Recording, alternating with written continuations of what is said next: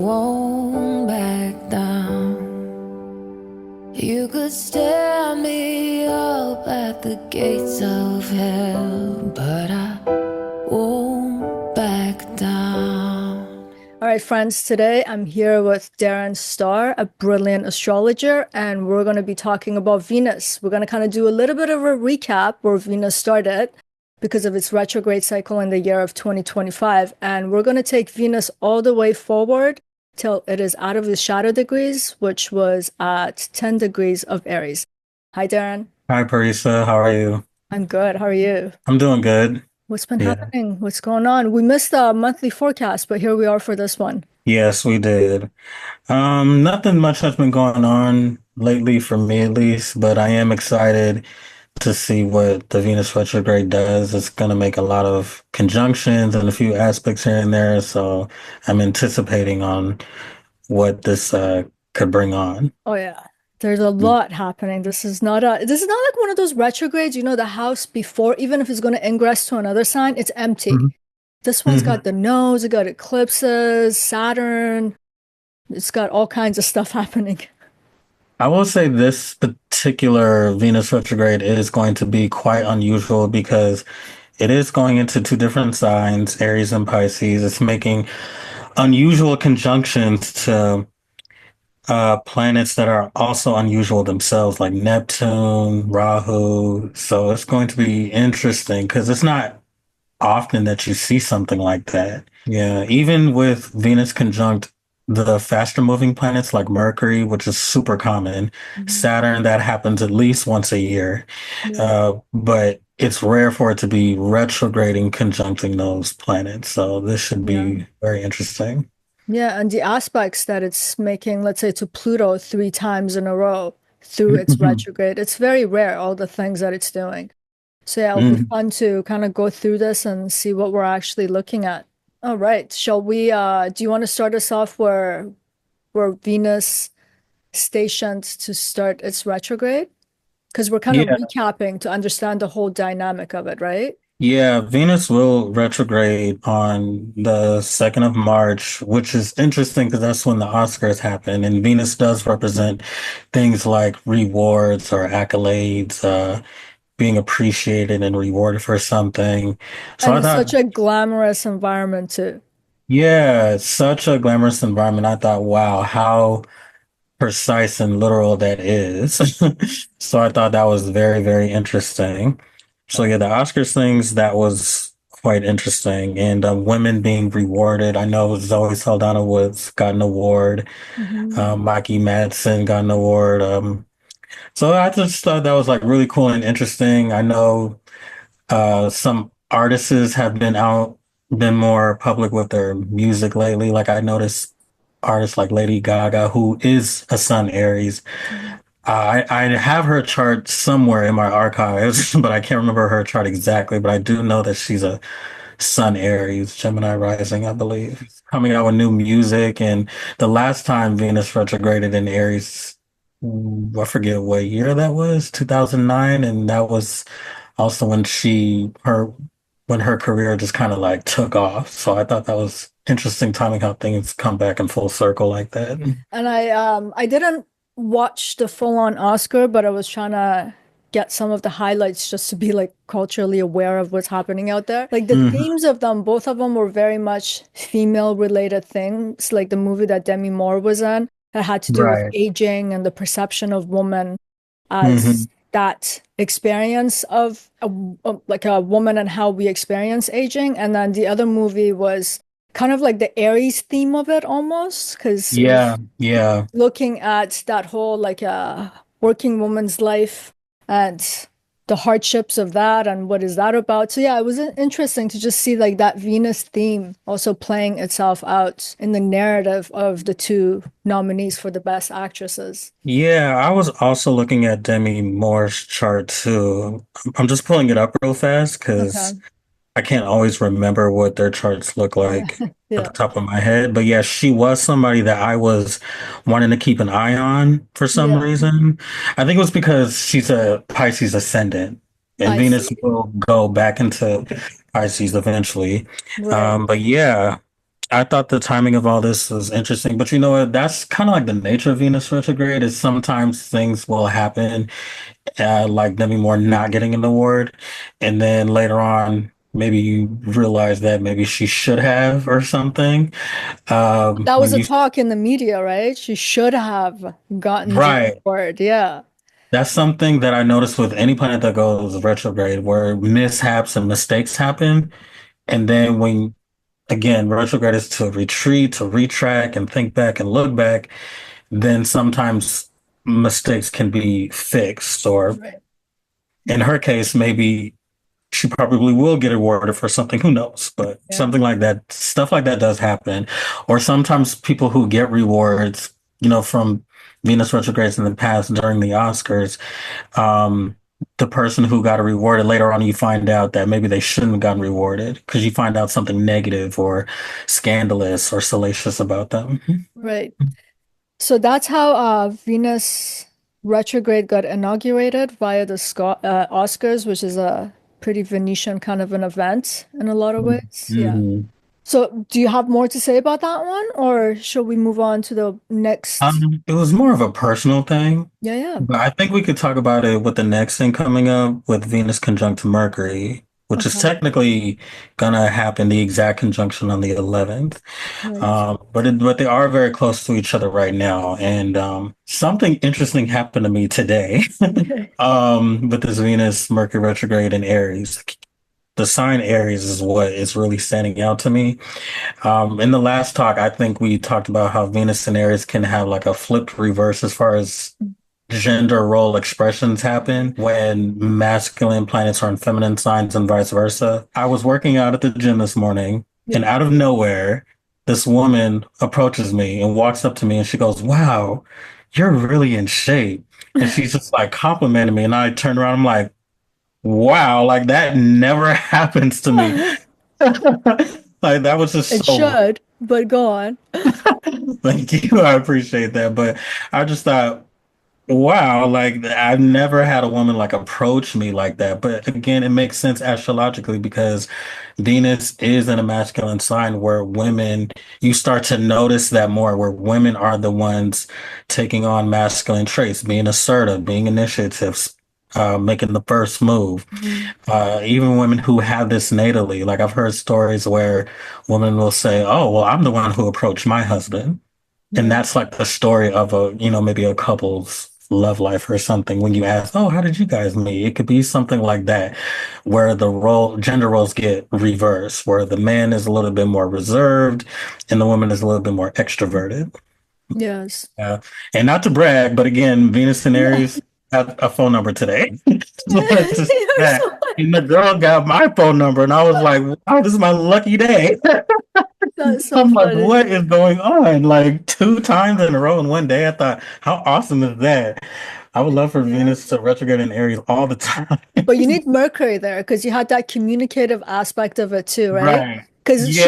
she could have felt it even in the sign of Aries, but still could have been like, oh, he's hot, but not say it. But Mercury Right. being there, she said it like straight up, Right. right? That assertive Yeah. speech too. I gotta go tell him. Yeah, yeah. Yeah. And then she texted me first. I'm like, wow, this is great.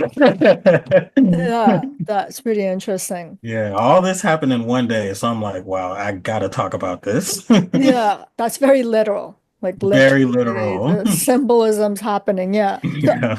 before we move on to the next one, hmm I want to pick your brain about something. Do you have the chart in front of you to be able to go back and forth? Yeah, I have it on my screen right now. Okay. Oh, So if you go I to could pull March it up. 14th, Okay. because I totally geeked out on this Venus retrograde cycle because I was trying to study it and trying to, in making a few videos about it too. I wanted to really understand what the heck it is. This is one of the ones that hmm really caught my attention and it hasn't like dropped out of my brain. It's just stuck.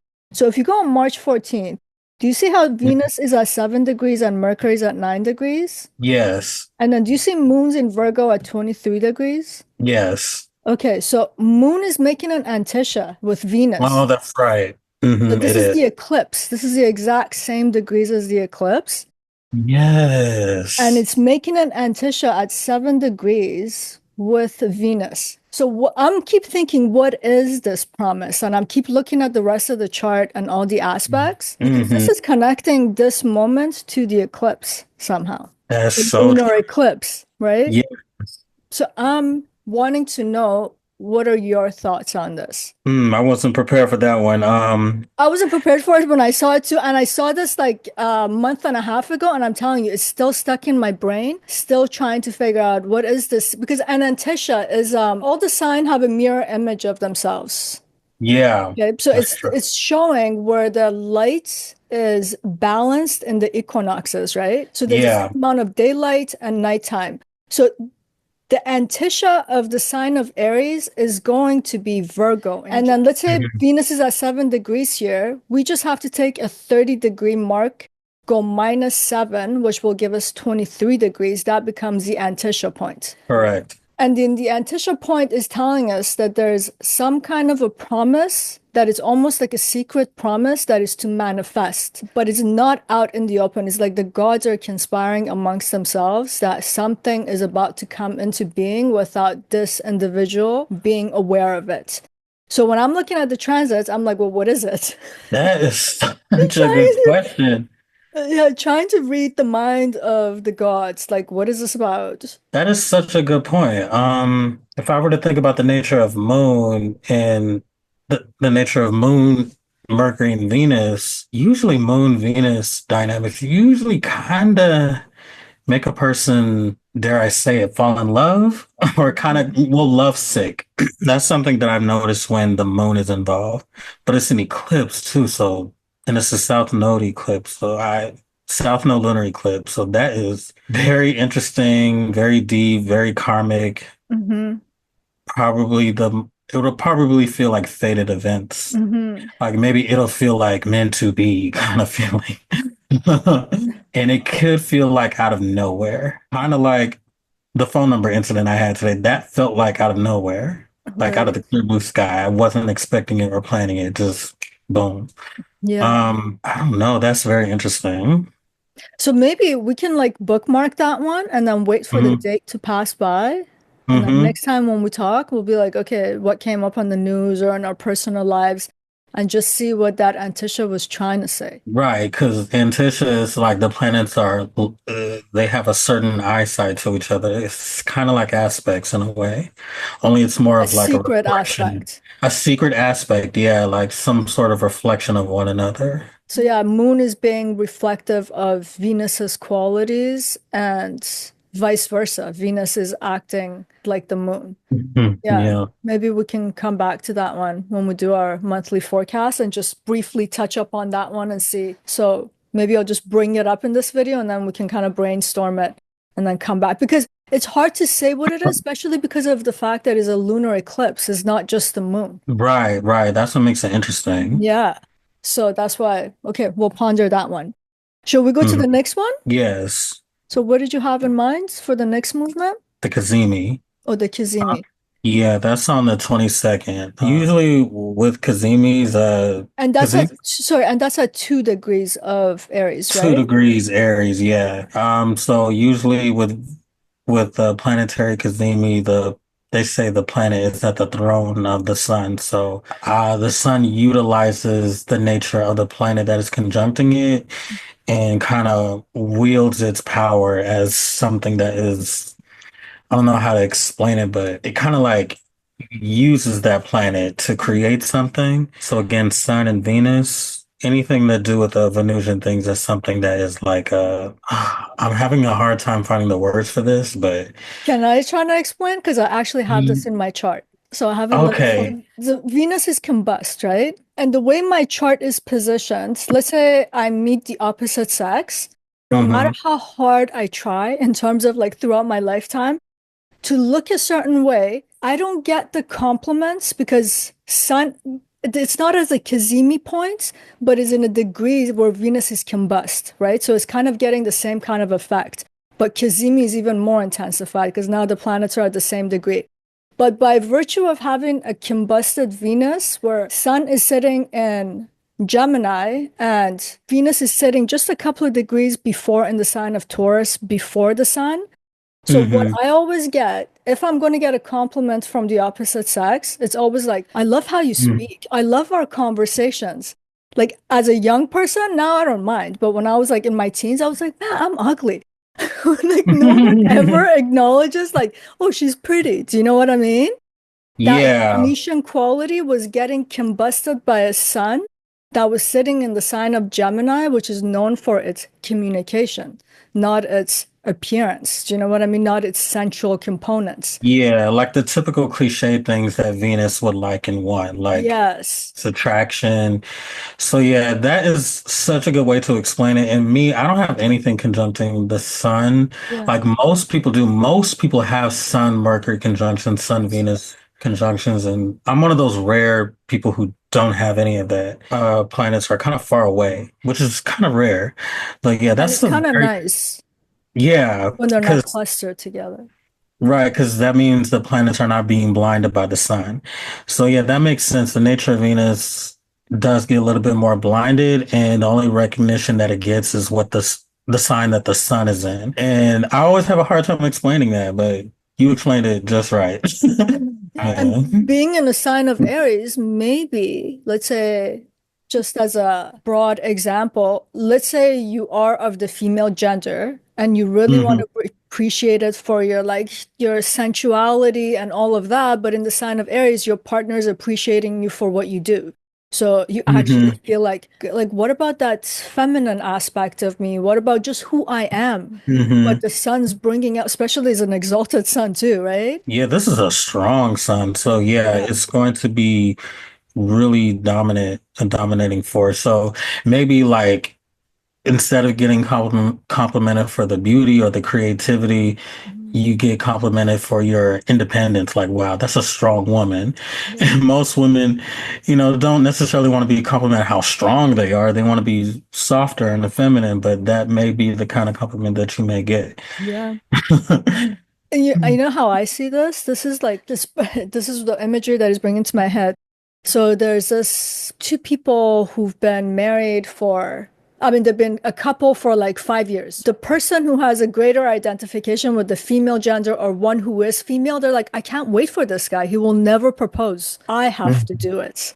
Like exalted sun too, to take the initiative and to be the doer, but to do the Venetian thing of proposing for marriage. That's a good example. It's like again, this gender role reversion keeps coming up, and now with the sun being there, it's going to be really, really masculine as far as being decisiveness or clarity, or sometimes where the woman is making all the decisions and being more decisive and more clear on what it is on what they want and what they don't want. And that's another thing I wanted to bring up with Venus retrograding is contemplating contemplation on the things that you value, the things that you like, the things that you love, the things that you don't like, the things that you don't love. Mhm. That's another thing I can say about Venus retrograde, plus in conjuncting the sun. So also being very, very, because it's in Aries, it's going to be very, very assertive and bold about it, where it's like more blunt and direct about what I like, what I don't like.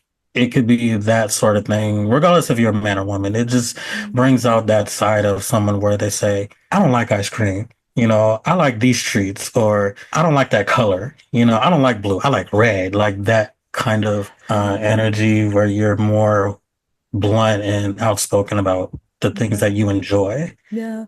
And another way to look at a Kazimi too, not just with Venus, with any planet, is a rebirth of that planet. Like when we take the Hmm. sun too, its fire is about purification. And then the sun represents consciousness and the self.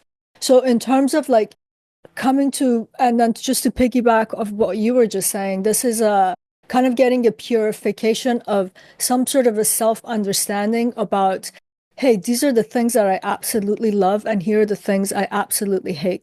Like I'm not going to compromise myself because now I have that consciousness and I can see it. And I feel like when Venus goes into Pisces, where it gets its exaltation, it gets to practice this. And then it's going to head, let's say, Saturn, where Saturn's like, is this, it's putting boundaries on that again to have some self-reflection and Hmm. introspection. But I think the sun is also cleansing Venus of the things that was not of itself. So it's like, Hmm. here, I'm giving you a clear consciousness, a rebirth to have a very good understanding of your individual sensuality and the things that you love and the things that truly make you Venetian-like. So I feel like it's doing that too. Do you see that? I do see that. And I was going to add to that by saying, also putting a lot of your identity with the things that you enjoy and the things that you like. Like, there are people who are like that where if you are making some kind of crack or joke or insult on the things that you like and they take offense to it because it's like, well, I enjoy these things. Why don't you like them? Or they do a lot of that where the things that they like or the things that they enjoy, they put their identity with it. These are the kind of movies that I like. This is who I am, or with food, snacks, or your taste in the opposite sex or the same sex or whatever. And they just really identify it like, this is me. This is who I am. The things that they like, they make that who they are. As much as for a moment, there could be a moment of Sun kind of usurping or overusing Venus's qualities to do the Sun things. But I think Right. after, when it comes out of the light, then there's that realization and that consciousness of what are the Venetian themes that are about me. I know I can kind of relate in this moment of life because the past year of my life had so many difficulties and hardships and it was so busy. I feel like I haven't had an opportunity to dress the way that I want, as mundane as that sounds. I feel like I've been stuck in a uniform almost because I have to do these repetitive performative acts of the day. Mm-hmm. And my mind is it's almost subconscious that comes to the conscious level that there's this almost like a sense of repulsion with how I'm dressing every day. And then there's this thing of go back to your closet, try outfits. So yeah, it's coming out in like a very weird but very silent way. I feel like it'll get a little bit louder and louder Yeah. until that Kazimi is made in the sky. Shall we go to the next one? Yeah, Venus conjuncting Neptune, simultaneously going back into Pisces, which is the 27th. But can I bring something up before that? I know Yeah. we're not going to get to the end of this thing, but can we talk Okay. about, okay, so Venus, right as it comes out of the Kazimi with the sun, is going to sextile Pluto, like ASAP. Oh, right. So how do you see that one? Possessiveness, that's kind of intriguing. I think, I just think with Pluto, sextile Venus in general, it's kind of like, underground, darker side, but it's something that I think it's something that can be enjoyable. I mean, it is a sextile aspect, Yeah. and Pluto in Aquarius, that is hard to imagine I was because, thinking like the imagery that was coming to my head, I was like, this is someone who's like amping up their or reamping up their social dating app and putting more racier and sexier pictures that's more hmm body oriented. hmm You know, having yeah, Pluto in sometimes a little Aquarius. bit more vulgar, a little bit more raunchier. You think it can go that in Aquarius? Well, Pluto Venus aspect. Yeah. Uh, yeah, I think so. Or just a little bit more revealing or showing a little bit more skin. Yeah, I just wanted to get your opinion of how you think this one I mean, they unfolds. are in masculine signs. I mean, these signs are, what is it, yang? Yeah, so it's a little bit more extroverted. So that's why I was going in that direction. I see. Okay. hmm So shall we go on to, you said 31st? No, no, it's 27th. 27th. 27th. Yeah. Okay, so we got Venus ingress Pisces, and it's at a Mhm. critical degree or that anoretic degree of 29 degrees, and it's conjunct the delusion making Neptune. Yeah. Oh boy. Here we go with the rose-colored glasses again. Oh, yeah. Yeah, that's what I think. That's the first thing that comes to my mind with Venus Neptune is sometimes it can be a beautiful, euphoric thing. The bad side of it, it could also be something that's very vague, unclear, or misunderstandings, lies and deceptions. But I think Venus can overcome that though, because it is exalted and it could actually be a little bit more, maybe leaning towards more the magical, beautiful side as opposed to being lied to or deceived. I would hope so. Yeah. What comes to my mind, have you ever seen that movie Get Him to the Greek I never seen with that. What's that Russell about? Brand? No? Okay. So there's this one scene, he's high as a kite, and I think he's like on LSD or something.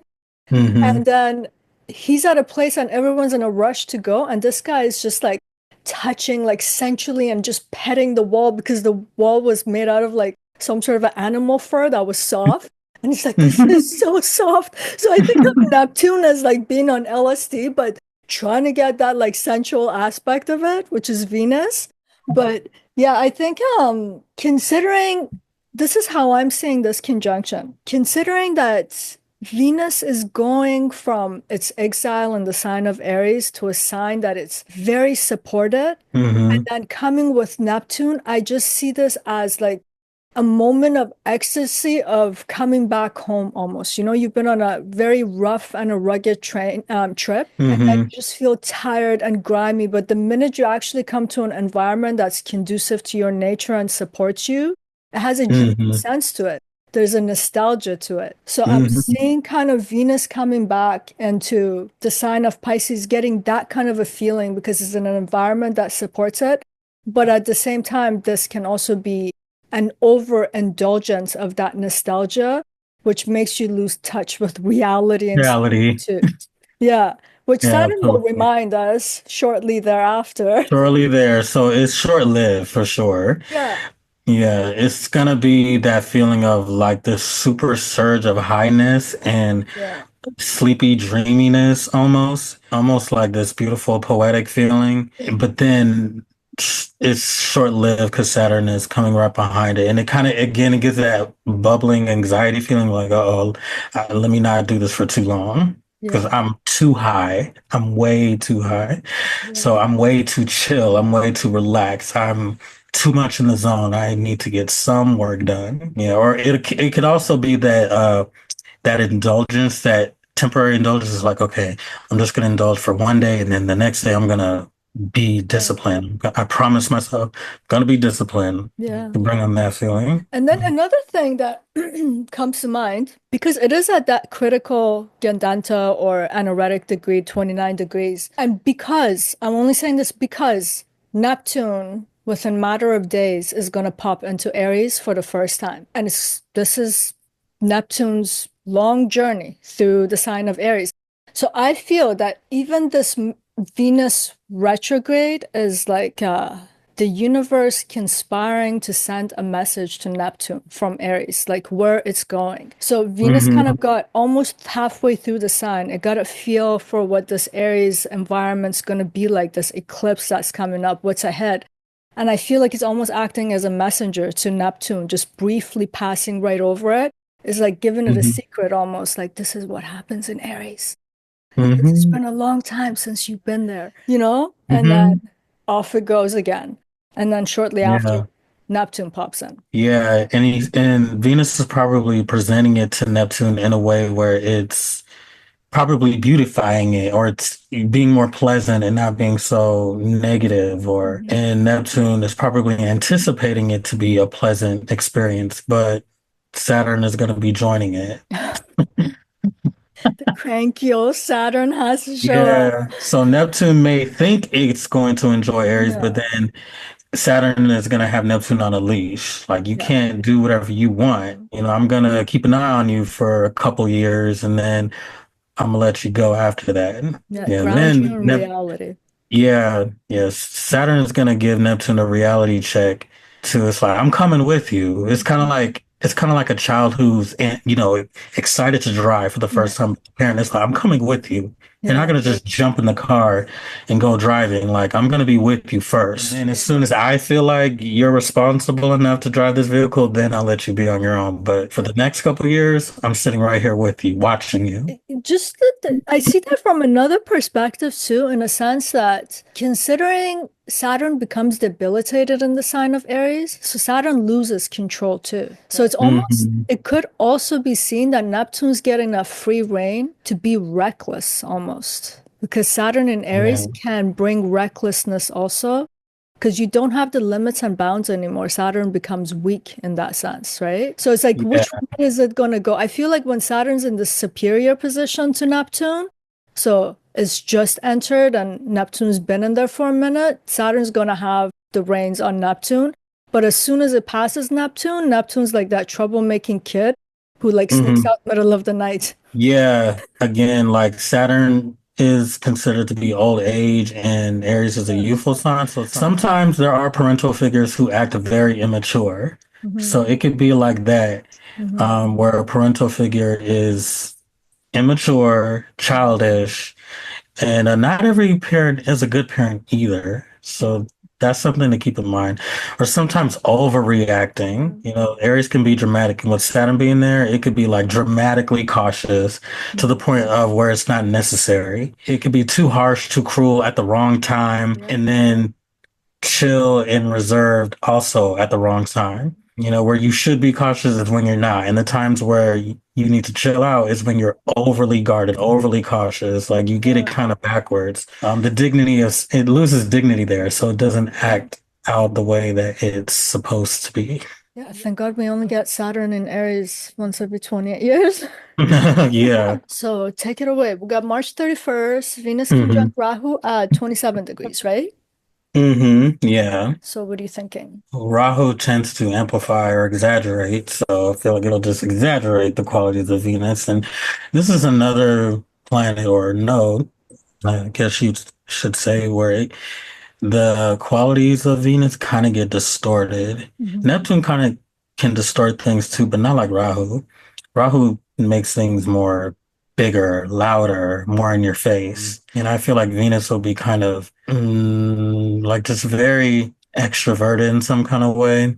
Or the things that are like Pisces, there's something unusual about it. And with Saturn coming right behind it, it could be irrational fears because Rahu will conjunct Saturn too. So it could be irrational fears regarding love and relationships where you could be, or the fear of commitment could come into play because Saturn does represent long-term relationships, seriousness, commitment, um, long-term relationships, or having long-term goals. And the idea of that could scare someone, or like jumping the broom, or it's like that what happened to Julia Roberts where you get to the altar and you run away, like something really extreme like that. Yeah, I'm seeing that on that day. Now Mercury has ingressed into Pisces now too, right? And is on that hmm critical 29th degree. hmm So I see this as, and it just came out of Aries, so all gung-ho and things. It's still in that mode of, hey, let me declare myself. And Venus in Pisces in general, I feel like it idealizes love. Now with Rahu's hmm amplification, is this is how love's supposed to look like. And now hmm Mercury is going to announce it. You don't do this for me. You don't do that for me. This is how much I'm worth, and this is how I should hmm be loved. And we know in a relationship, that's like suddenly the person who's on the receiving end of it, they're like, what do you mean? Right? So I hmm feel like, and then come in conjunction with Saturn, we can see it could be someone else now putting the limits and the bounds on this love, or we're doing it. Just seeing Mercury there, there's also some sort of a declaration of this idealization that is probably not very pleasant considering we're dealing with North Node and then Saturn. It's out of And proportion. it probably will not make any sense to the Yeah. person on the receiving end of it because it is in Pisces where Mercury is debilitated and Neptune is there. So it's not going to probably make Oh, any one sense. correction. Neptune has just jumped right at this conjunction, jumps into Aries. Oh, it does. So Oh, Mercury okay. goes this way, like simultaneously into Pisces, and Oh, so even worse. so they're trading places. Oh, okay, okay. Yeah. So they're Good crossing point. over each other. So That it's is like, crazy. yeah. So now you really want your dream to come true with your partner. So you're really saying some crazy things. And then your hmm partner is like that Saturn, like, you need to know your limits and bounds. What the hell are you talking about?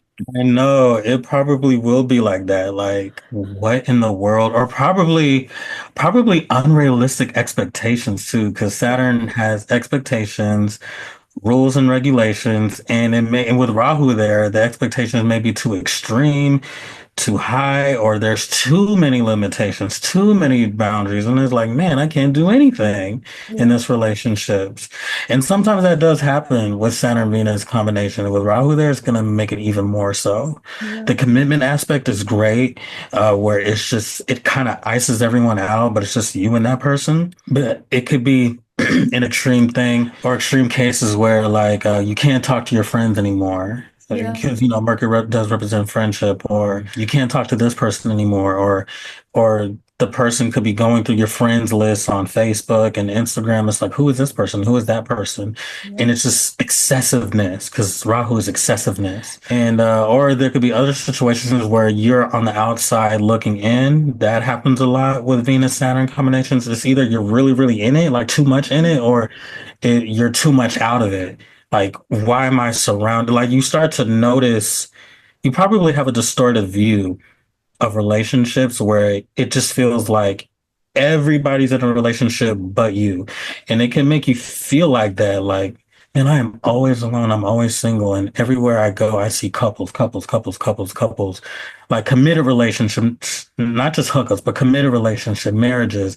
And you're just iced out and alone, or the person you like doesn't like you, they like somebody else. And you start to see that, or you don't have like a clear perception of what is actually going on, or Yeah. maybe you assume that the person you like doesn't like you and they like somebody else. It may not even be that at all. It could be, maybe they're just friends and they just happen to be close. But from your point of view, it looks like, oh, he or she doesn't like me. They like them and not me. Like, it could bring on those insecurities and those feelings. So it could be one of the two. Saturn does have that dichotomy, that dual nature of being closed in or iced out. And then another thing in Vedic astrology, they put a resonance between Saturn and North Node Rahu in a sense that Hmm. how Saturn's supposed to be the planet of I'm going to deliver your crappy karmas in this life and you're going to see the Hmm. consequences, right? So when it Hmm. gets conjunct with Rahu, because Rahu amplifies, so all of those past karmas that were maybe going to have to come to you in the next lifetime or 50 years from now, Rahu Hmm. pulling it out of Saturn into the present and making it Hmm. something that you're going to have to deal with it now. And when I see Hmm. Mercury here too, that argument, let's say between a couple, could be that this person who's idealizing what love is like, my last boyfriend or my last Hmm. girlfriend used to do this and used to do that. You don't even do that. That's like a Hmm. very bad way of communicating, like bringing the past into the present to resolve some past trauma or hurt that you had with this new Hmm. person who might have nothing to do with that. And that Hmm. sets off Saturn's significations of the coldness that is going to bring suddenly, the distant in the relationship. So I see this Rahu being between all of this. It's kind of bringing past trauma, hurts, things related to love that we're trying to work out right now. But Hmm. because of all these planetary positions, perhaps it's not the right time. We have to be a little bit more mindful, maybe. Yeah, it's interesting because like when Venus conjunct Saturn, like maybe in January, I believe, I was somewhere with a group of friends and I was just casually talking to this woman. She asked me what my name was, and when I told her what my name was, we were having a good conversation. Then all of a sudden she goes, "Oh, Darren, that was my ex-boyfriend's name." And then she kind of rolled her eyes, and I didn't know what to say. I'm like, well, I can't help what my name is. And Yeah. well, it wasn't, yeah, his name was Darren, I guess. And he cheated on her, and they were together for like, I don't know, 8, 10 years. I don't know. I don't remember. But she just kind of like threw that in my face. And I could feel the judgment that Yeah. I would be like this supposed ex. Yeah. And it just became awkward after that. I'm like, what am I supposed to do with that? Like, I'm sorry that he did you dirty that way and cheated on you, but I'm not like that. So I just felt this heavy judgment, and I'm just like, oh God, like, is this what Venus Saturn is gonna do? That Yeah. was a good point. So now, and that was back when it was direct. So now it's gonna retrograde. I'm probably gonna hear something like that again, like, oh, you remind me of my ex, or this person who treated me this way, or just bringing that baggage. And Rahu amplifying Saturn is going to be overly guarded, overly cautious, like so many boundaries, so much cautiousness. But on a good note, like, I don't want it to be all negative. Like, the good thing about Venus Saturn is that I think it's great for practicing abstinence. So you could show your discipline in that way, which is something I've been noticing lately anyway. Like, a lot of people are want to go on this where they're not doing certain things. Like, maybe people, maybe you want to go a month without eating meat, for example, or you want to because then again, Venus represents the things that you love and enjoy, right? So um you could be celibate for a while. You could go a month without eating sweets or drinking soda or something, or it's also great for fasting. So disciplining yourself in that way and then getting beneficial rewards from that. I know a lot of people are on strike these days with all the DEI with all the DEI issues that are going on right now. So a lot of people are not shopping the way that they used to. So like people are not shopping at places like Target, Walmart, places like that. That is something that has been going on lately, even now.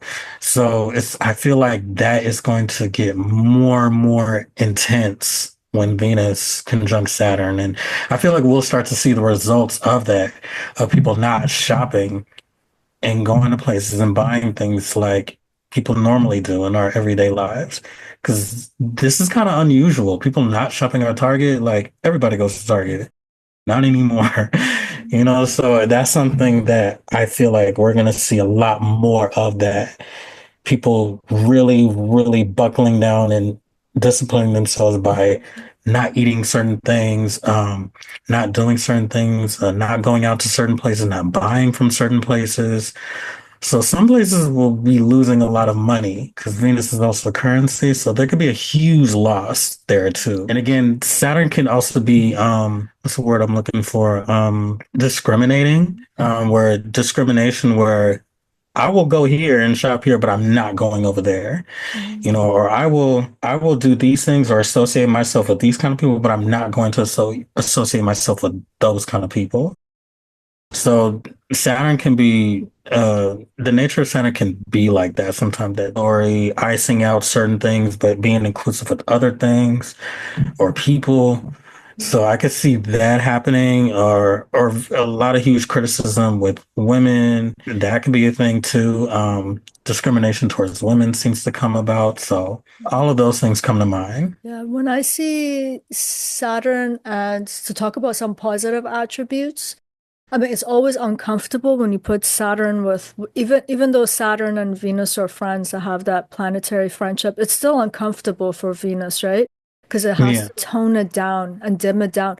But I think of Venus and Saturn as structured beauty in a sense, like the 17th century corsets, the Hmm. dresses that they would wear, it's very structured and it's very Hmm. beautiful and it's actually magnificent. But being wearing it, I'm pretty sure is crazy Um, uncomfortable. crazy Like your uncomfortable. rib cage is all squeezed in and your Hmm. back is all pulled together. So you get this beautiful, visually, the structure of beauty, but Hmm. internally, the experience of it is very uncomfortable. So I can Hmm. see like the Saturn Venus conjunction in general, especially in the sign of Pisces, where it can be full of imagination. So structuring imagination, but on the other end of it, it's demanding some sort of, like you said, like some sort of austerity, constrictions. So it's not beauty without a price. It's not something Hmm. has a price in this moment, which Saturn's going to make sure the discomfort and the Yeah. constriction of it is there, but it could create something very beautiful structurally with Venus. Yeah, that is very much on point. A lot of models have Venus Saturn conjunctions, Yeah. a lot of them, or Yeah. Venus in Capricorn or Venus in Aquarius. That is another thing I notice a lot in the modeling industry. And just that business alone is very, very difficult and uncomfortable. Having to look a certain way, pose a certain way, very, very challenging. Not eating to stay thin and to stay a certain size, that could be very, very challenging, but it could create something extremely beautiful. But it requires so much discipline. It's just like that song by Beyonce, Pretty Hurts. I feel like that is such a Saturn Venus song, and she has a Saturn Venus conjunction, Pretty Hurts. And sometimes being beautiful does hurt. Women who have to wear uncomfortable high heels. I don't know how you guys do it. It just it just requires a lot of maintenance, to be beautiful, to stay beautiful.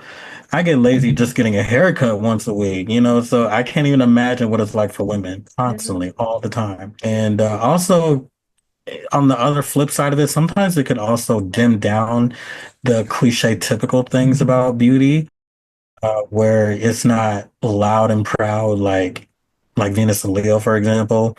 It could also be very, very humbling. Like sometimes a person could be absolutely stunning and beautiful, but that very same person will find some stupid flaw that nobody else sees but them. And they'll hone in on that one flaw. And that can be annoying sometimes too. Like, oh, you're so gorgeous. Another person is like, yeah, but I have this mole here or something stupid, Yeah. you know, or I still have fat right here. And that could drive a person crazy, like, oh God, please, like, Yeah. The can you just Saturn take, signification of being critical. yeah, and it's like, can you just take a compliment, Yeah. you know, and say thank you Yeah. and move on? But they cannot take a compliment. They're always like, oh, well, I have a Yeah. stretch mark here, you know, or I have a scar, cut, whatever. And that could be an eye roll for a lot of people. It could be an eye roll for me. Like, if I think you're beautiful, then that shouldn't matter, you know. That does happen with Saturn Venus dynamics. And you can also get practical beauty out of it too. Some people Hmm. are not, I don't know, dazzled in diamonds and luxury, but there's something very beautiful about their practical sense of style and just way of being too. So next one will be April 13th. Venus stations direct at 24 degrees of Pisces. Oh, but before moving on, this last Hmm. thing that we were just talking about Venus, that Hmm. was Venus's second conjunction with Saturn. Venus got one more to go after it goes direct. It does, yeah. Because we had one in January. We just talked about the second conjunction with Saturn. But before that happens, Venus is going to station direct at 24 degrees on April 13th. Yeah, Okay. April 13th, but into the 14th, depending on where you live. Okay. And but yeah, and then it'll make its final conjunction on the 21st, at 26 degrees. Oh my God, it's gonna conjunct Rahu and Saturn. All three of them will be at 26 degrees. Joy. So it'll be like a revisitation of this overload of cautiousness and overload of being strict and disciplined on Venusian things like not buying certain things, not eating certain things, all the pleasurable things that you enjoy. You have to really discipline yourself and refrain yourself from too much indulgence. Yeah, I feel like everything that we just talked about, it's like one more test and trial for Hmm. Venus, but now Venus is direct. So it's not like it's not in a contemplative mode of that revision aspect of it. It's actually changing now. There's like application to whatever that's happening because it's direct now. And this is the last time that it's gonna hit these planets before it moves back into Aries. I actually see this last conjunction having more severity than the last two times because I feel like the last two times were more like internal processing, whereas this one's going to have some sort of an external ramification or manifestation.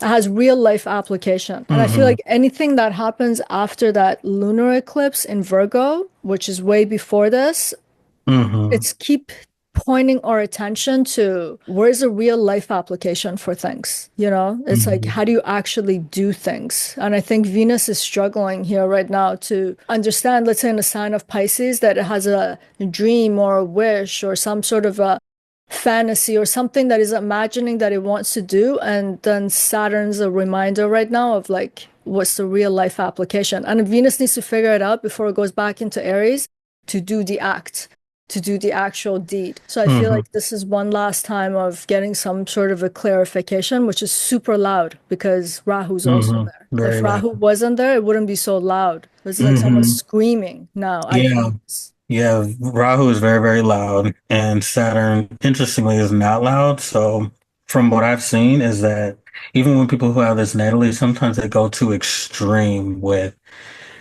one direction or the other. Like I know one person who has Rahu Saturn conjunction with Mercury, and this person could either go to the extreme of talking for a very, very long time, Mhm. nonstop, and then they can be the complete opposite of just being really, really quiet and extremely antisocial to the point where it confuses people.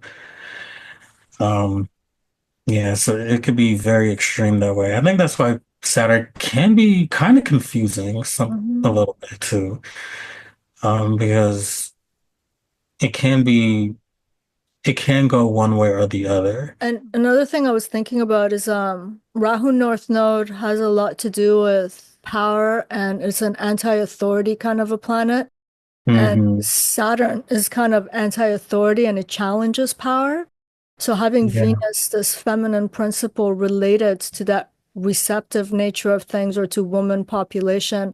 So some sort of emergent, let's say, anti-establishment or anti-authority or fight the power type of theme could also come out of. Like protesting. Yes. Yeah, and that protest could be, well, we're not going to do this anymore. We're not going to indulge in these things anymore. We're not going to do the things that normally gives us pleasure, like shopping, like I mentioned earlier.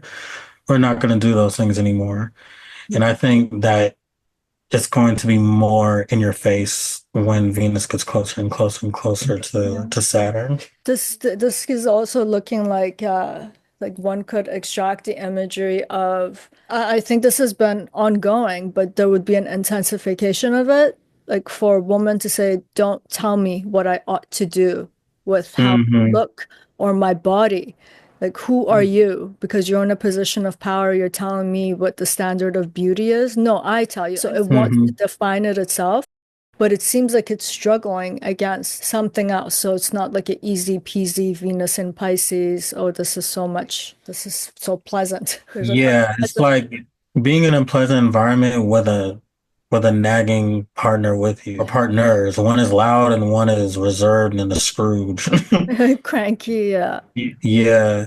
And then Venus is kind of like one part of it wants to get amplified and boosted up, and the other part is like pulling it down too. Or it could just be the extreme of just reserving itself, constricting itself.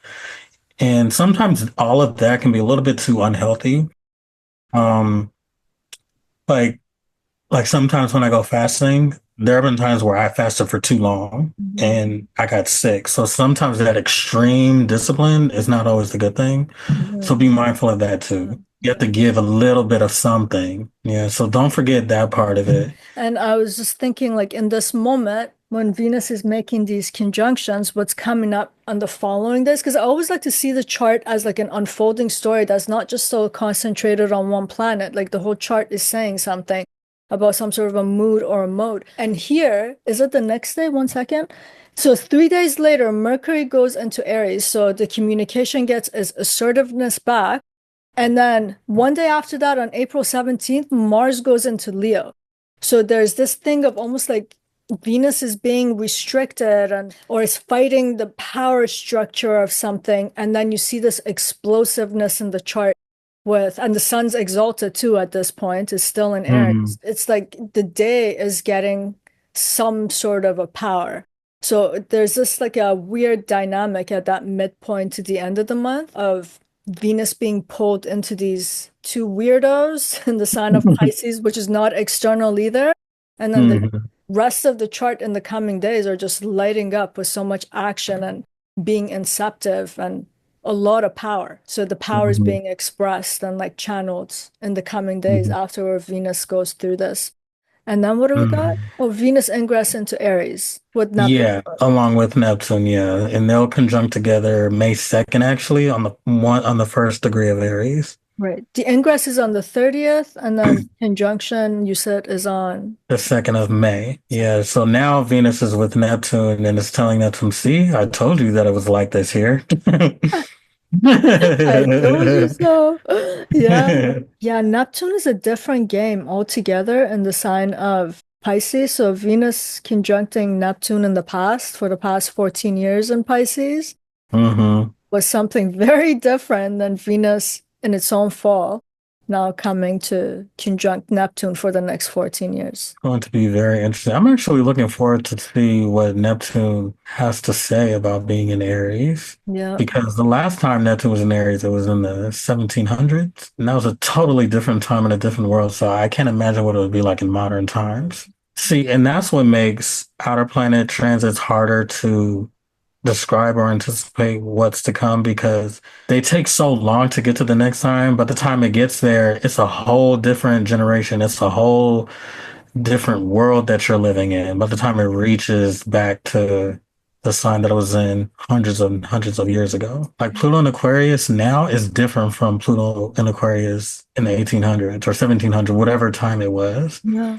Yeah, I kind of like the idea of Neptune and Pisces better than Aries because it makes sense to dream your dreams. And I think that's Neptune and Pisces. Hmm. To fight for your dreams, which can become fight for your ideals.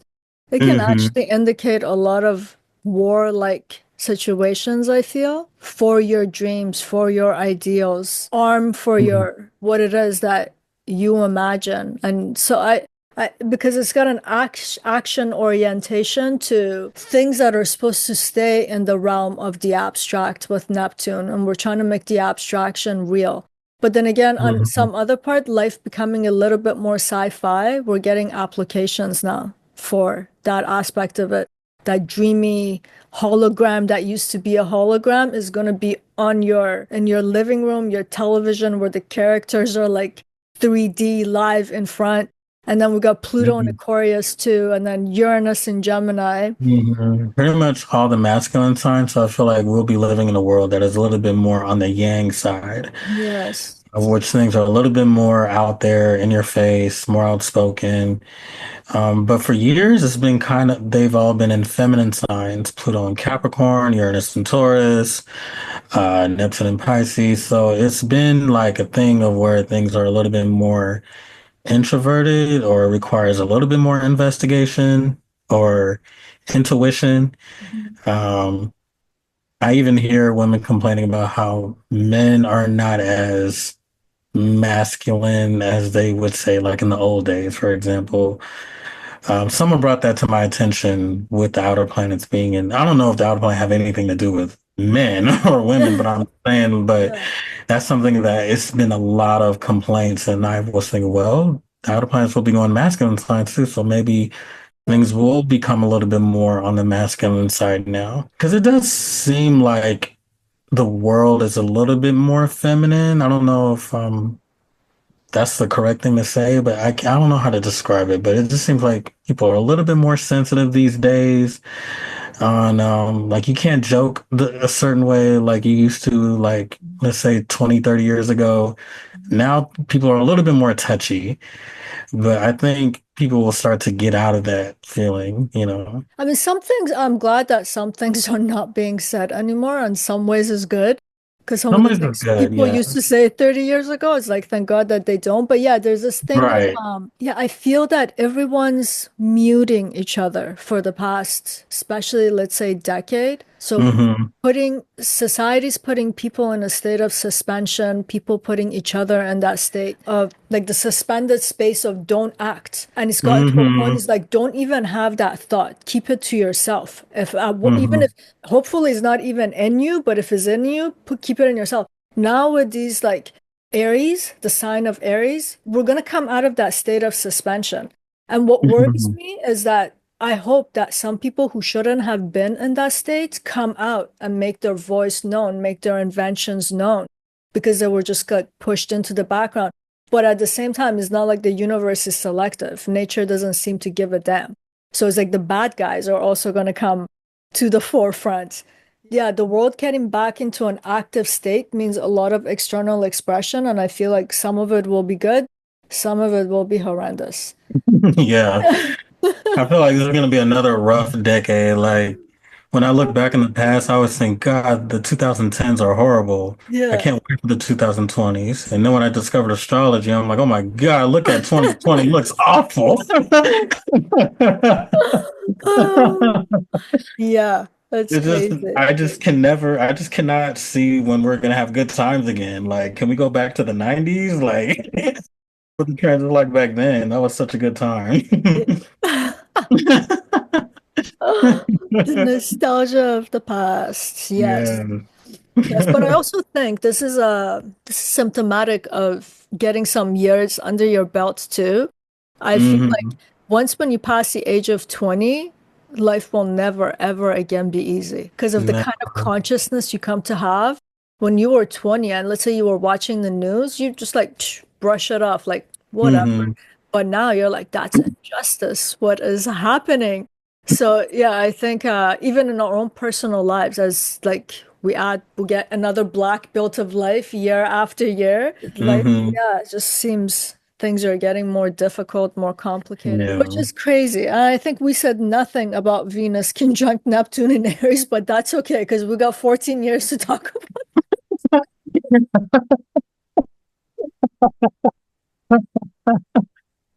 I don't know how we got off track so quickly. Neptune for you, right? Diffuse the thought. No Yes. longer Come on. direct. You're like blah blah blah blah blah, you know? Yeah, I would say Beautiful Flames of Fire. That's what comes to my mind. You know they're making an Avatar 3, I think, and I think it's gonna be about fire. But I think that has a lot more to do with Jupiter conjuncting Aries. Mm. Because every time Jupiter conjuncts Neptune in a sign, I notice the themes of the sign that it's in. That's what the movie's about. Like when Jupiter conjunct Neptune in Aquarius, they were flying. When Avatar 2 came out, Jupiter conjunct Neptune in Pisces, and it was about the water. Oh. And the third one is going to be about fire. And the date that it comes out is when Jupiter conjuncts Aries. I'm like, wow, like that is so on the money. So we got one more element left, Earth, because we got the air element, water, fire. If they make a fourth one and they want to wait that long to make it, but you know what? I've never seen a movie get spaced out like that before. Like if there's a sequel, they usually kind of go back to back, maybe one Yeah. or 2 years. This movie, it takes like 12 Oh years, which yeah, is yeah. like the cycle of Jupiter. And I'm just wondering, are they really going to do this? Like, are they going to really wait another 12 years to make the next sequel? Are they going to have the same voice actors? Like, Yeah. they're going to be older. Like, what? Yeah, that's crazy. So I think we got one more thing to say about this. Actually, we made it to the end. Yay. Venus is going to cover its shadow degrees on May 15th, and on day before that, on May 14th, Venus is going to pass over that solar eclipse point at 9 degrees of Aries. Do we have anything to say about that? And then Venus is basically going to move forward to Taurus, its own domicile, and thank God. I don't think we don't have too much to say about that. I Yeah. think it'll just be all the things that you may have experienced in early March Mhm. and late February. It's like a revisitation of that, Venus being in Aries. The nature of Venus is being a little bit more dynamic and more forthright and direct in its desires and what it wants and what it doesn't want. And also, there's a defiant side with Venus being in Aries, where women are expressing independence and individuality and more outspoken. And I'm going to choose the right word, but I guess it's more like a sexier, revealing kind of placement. Like that's something with Venus and Aries I noticed. A little bit more passionate, a little bit more fiery, a little bit more risque. Because that eclipse in Aries was marking the closure of the eclipses on this axis. So it's Hmm. talking about a closure kind of a story, right? And I feel that this Venus pretty much stationing 1 degree off of this eclipse, it's also bringing the theme of closure to the synodic cycle of Venus, where Venus retrograded here 8 years ago. So Hmm. tying these themes from 2 years ago and 8 years ago can give us a very maybe a profound narrative, a personal narrative, or if we want to look at it on a social level. I know for me, for example, just I don't even know if I'm going to keep this part in the video because it's so personal, but 8 years ago, I started dating a particular Hmm. human being. This relationship lasted for 8 years. It came to an end this year. Wow. So when Venus was retrograding there, we met. When Venus was going to do its retrograde cycle this time around, this 8 year relationship ended. When I look at the 2 year closure, even though we had been in a relationship for so long, we moved in together 2 years ago, and this Hmm. eclipse also brought that to the end. So it's talking about very concrete ending of a long-term spectrum of time, which was Venus's synodical cycle, and the Hmm. eclipse, both of them. Wow. So it's very concrete. That's why I'm saying, like, it's worth looking at, hey, what were some common themes happening at this time that happened 8 years ago? And what started 2 years ago that might connect also to this synodical cycle? And I'm only saying that because Venus stations to go retrograde at pretty much on that eclipse degree. So there's some connection here. There's like a wormhole here where things are being connected. Something worth looking at. You just reminded me of something. Tell me. I was in a relationship 8 years ago. Yeah, Yes. I just thought about that right now. yeah, Oh man. Yeah, it was interesting to say the least. But yeah, it didn't last long, but yeah, yeah. it was definitely a Venus retrograde moment where it was one of those unusual circumstances where she was more of the forceful one, the more impulsive, direct one, and making more moves more than I was. Because Venus was retrograding was in Aries, and then I meet someone today. Oh So who yeah. knows? Oh, Yeah. I mean, I wow. don't know. I'm gonna be careful Okay. with what I say just in case they see this. I mean, I doubt they'll see it, but still, like, Yeah. it's kind of chilling to hear you tell that story. And then I'm thinking about how I met somebody 8 years ago, and I meet someone today in a similar way. Right. Yeah, I'm getting the chills now just sitting here thinking. Yeah, Oh it's man. weird. Yeah, and like I encourage people who are watching to kind of look at these themes and see and then trying to connect the eclipses of the past couple of years to the synodic cycle of Venus because they're so intimately connected. And then yeah, just see what comes up. And then share your experiences with us below. We'd love to know. That always helps to see Yeah. how people are experiencing things. Yeah. How about me, you, and everybody that's watching? Let's come back to this video 8 years from now Yeah. and see That's a good one. see Oh my God, what can you see imagine? what happened. Oh my I God. know. Actually, it would be really cool to just be around, like you have your channel and then you Mhm. collect these clips and videos with these like long-term transits and then Yeah, get the actual events and insert it in. Yeah, that's a very cool thing to do. Yeah. that would be cool. Like, oh Yeah. man. Like, oh, by the way, I got into a relationship with that person. We were together for 8 years. That's pretty cool. Have you thought That about would be it? cool. Yeah, that's crazy.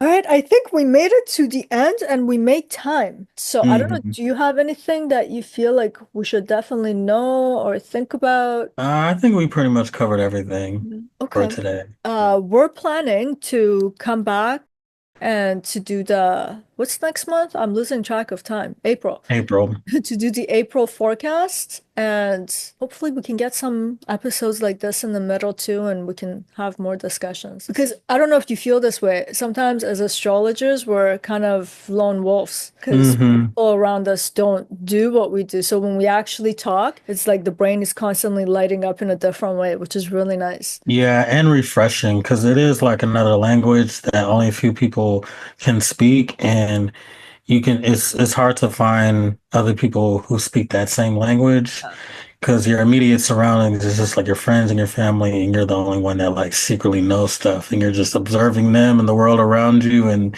they don't get it, and you're like dying to say something, but you Yeah. know they don't get Yeah.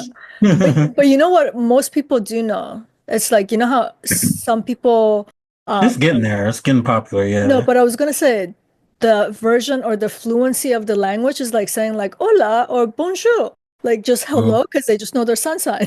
Mm-hmm. Yeah. Knowing one Right. word in another language.